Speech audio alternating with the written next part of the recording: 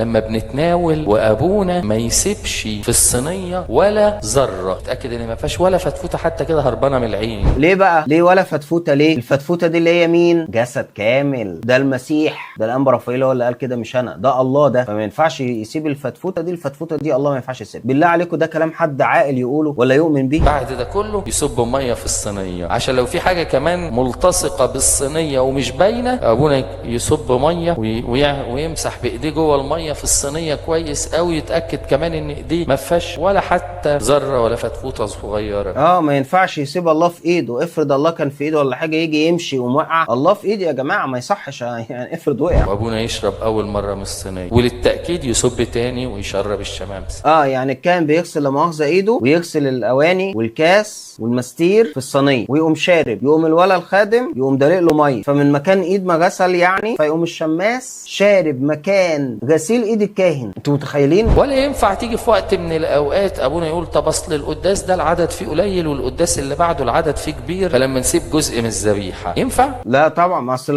لو سابها هتبوظ، مع ان في نص اظن بيقول قدوسك لا يرى فسادا، وانتوا بتقولوا مستحيل تعفن، ده جسد المسيح خلاص، ومع ذلك لا بتعفن. وجربوا، اي واحد مسيحي يقدر يجرب يشيل البتاع في بقه طف منديل ولا في كيس، والله 3 ايام وهتلاقيه معفنه. تخيل انت مؤمن بان ده جسد المسيح وهو حرفيا هيعفن.